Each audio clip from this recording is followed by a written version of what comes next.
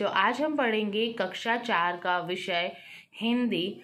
आपका उसका अध्याय 10 है शेख चिल्ली। चित्र में आपको दिखाई दे रहा है ये कौन है? कुल्हाड़ी हाथ में लिए हुए शेख चिल्ली ये यात्री है। ये शेख चिल्ली क्या कर रहे हैं? जिस डाल पर बैठे उसी डाल को काट रहे। तो ये एक तरह की कहानी है कि शेख चिल्ली को यहाँ पर मूर्ख बताया गया है। शेख चिल्ली बड़ा मूर्ख था। क्यों बड़ा मूर्ख था?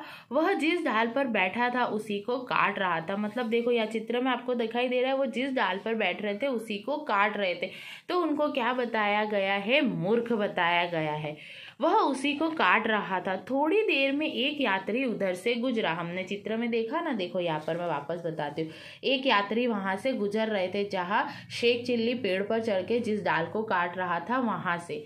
उसने शेख चिल्ली को देखकर हमदर्दी से कहा, उसने शेख चिल्ली को देखा और हमदर्दी मतलब दया के भाव से कहा, भाई दूसरी डाल पर चले जाओ नहीं तो गिर पड़ोगे। ऐसा बोला, तुम इस डाल से इस डाली पे आ जाओ नहीं तो तुम गिर जाओगे।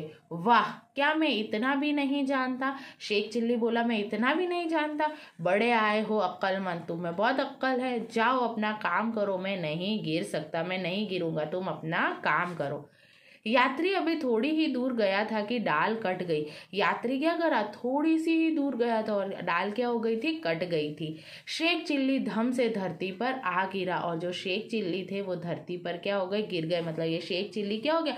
डाल कट गई तो डाली को लेकर जमीन पर गिर गया। वह उठकर यात्री के पीछे भागा। अब वो कहाँ भागा? यात्री के पीछे। जो ये यात्री था उसके पीछे। उसका रास्ता रोक कर बोला, उसको रोका और बोला, तुम तो कोई बड़े ज्योतिष मालूम होते हो। तुम क्या माने जाते हो? बड़े ज्योतिष मानते हो। ज्योतिष कौन होता है? हाँ, जो भविष्य देखते हैं। मैं तो सचमुच ही गिर पड़ा, तुमने कहा और मैं तो सच में गिर गया। अब आगे आने वाली मुसीबत बताओ। बोले अब मेरे जीवन में आगे कौन कौन सी मुसीबत आएगी, आपत्ति आएगी वो बताओ, जिससे मैं बच सकूं। क्या कर सकूं? बच सकूं। यात्री ने उसे बहुत समझाया कि मैं ज्योतिष नहीं। यात्री ने कहा, मैं कोई ज्योतिष नहीं हूँ। सीधी सी बात थी। क्या थी? सीधी सी बात थी। तुम जिस डाल पर बैठे थे उसी को काट रहे थे तो गिरना तो स्वाभाविक है। भाई तुम जिस डाल पर बैठे थे उस डाल को तुम काट रहे हो तो तुम गिरोगे ना, ये तो स्वाभाविक सी बात है। ऐसा यात्री ने कहा और उसको खूब समझाया कि मैं क्या कोई ज्योतिष नहीं हूँ। शेख चिल्ली ना माना और वो नहीं माना। वह उसका रास्ता रोके खड़ा रहा। वो उस यात्री का रास्ता रोककर वहीं खड़ा हो गया और बोला, जब तक तुम मुझे आगे की बात नहीं बताओगे मैं तुम्हें नहीं जाने दूंगा। जब तक तुम मेरे भविष्य के बारे में नहीं बताओगे मैं तुमको आगे जाने नहीं दूंगा। यात्री को मालूम हो गया कि यह कोई मूर्ख आदमी है। तो उस यात्री को क्या पता चल गया कि यह कोई मूर्ख मतलब पागल आदमी है। उसने अपना पीछा छुड़ाने के लिए एक धागा लिया। अब यात्री ने एक तरकीब, एक उपाय किया। उसने क्या किया?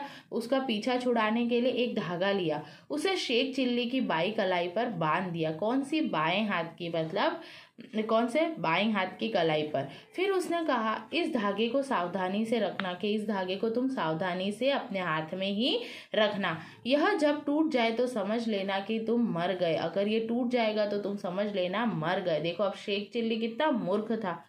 शेख चिल्ली खुशी खुशी घर गया। उसको बहुत खुशी हुई। उसका ख्याल था कि ना धागा टूटेगा ना मैं मरूंगा। उसने कहा ना ये धागा टूटेगा और ना मैं कभी मरूंगा। उससे सावधानी भी बहुत रखी और बहुत उससे सावधानी रखी। लेकिन धागा कैसा था? कच्चा था।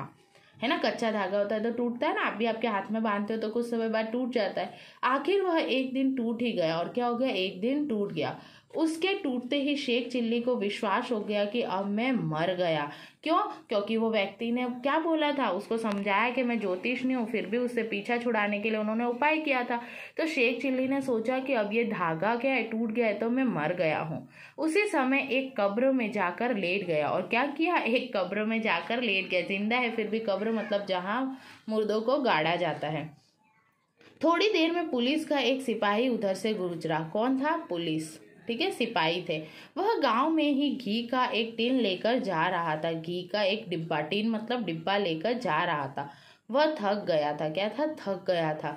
कब्र के पास से जाते हुए वह बोला, कोई मेरा घी का टिन शहर पहुंचा दो। उससे क्या बोला? कोई मेरा घी का टिन कहाँ पहुंचा दो? शहर पहुंचा दो, मैं उसे 50 पैसे दूंगा। तो देखो क्या बोला उस कब्र के पास से जाते हुए कि यदि कोई इस घी का टिन शहर पहुंचा देगा तो मैं उसको 50 पैसे दूंगा। 50 पैसे की बात सुनकर शेख चिल्ली बहुत खुश हो गया। जो कब्र के अंदर था वह कब्र में पड़े पड़े ही बोला, साहब पहुंचा तो देता, लेकिन मैं मर चुका हूँ। क्या बोले? साहब मैं पहुंचा तो देता पर मैं मर चुका हूँ। सिपाही ने देखा कि शेख चिल्ली कब्र में पड़ा है। सिपाही डांट कर बोला, चल उठ कनस्तर, नहीं तो हंटर से कमर सीधी करूंगा। बोले चल उठ कंस्तर मतलब पागल, उठ, नहीं तो इस ये हंटर है मेरे हाथ में, मारने का एक हंटर आता है, उससे तेरी कमर सीधी करूंगा, मतलब तुझे मारूंगा। बेवकूफ, कोई ऐसे भी मरा करता है, कोई ऐसे मरता है? तू जिंदा और कब्र में जाकर सो गया। शेख चिल्ली बेचारा कपड़े झाड़कर उठ बैठा। उसने कपड़े झाड़े और उठ गया। स्तर उठाकर सिपाही के आगे आगे वह चल पड़ा। ठंडी हवा चल रही थी। कैसी हवा चल रही थी? ठंडी हवा। वह मन ही मन सोच रहा था कि कनस्तर पहुंचाने के 50 पैसे मिलेंगे। मतलब कनस्तर यहाँ पर किसका है? डिब्बे का, टीन के घी के डिब्बे का। उनसे मैं अंडे खरीदूंगा। क्या खरीदूंगा? अंडे। अंडों से बच्चे निकलेंगे। क्या निकलेंगे? उन अंडों से बच्चे, और वे बड़े होकर और बच्चे देंगे। इस प्रकार मेरे पास बहुत सी मुर्गियां हो जाएगी, ऐसा उसने सोचा। एक अंडा लाऊंगा तो बच्चे होंगे, उन्हें बेचकर मैं बकरियां खरीदूंगा। अब मुर्गी से क्या करेगा? अंडे खरीदेगा, फिर मुर्गियां है ना होगी, उन मुर्गियों से उनके और बच्चे होंगे, उनको बेचूंगा, और फिर क्या लाऊंगा? बकरियां। बढ़ते बढ़ते उनका एक रेवड़ बन जाएगा, और क्या हो जाएगा? बहुत सारी हो जाएगी। इस प्रकार मैं क्या बन जाऊंगा? मालदार बन जाऊंगा। मेरा ब्याह होगा। मेरा भी क्या होगा? ब्याह मतलब विवाह होगा, और बच्चे होंगे, मेरे भी बच्चे होंगे।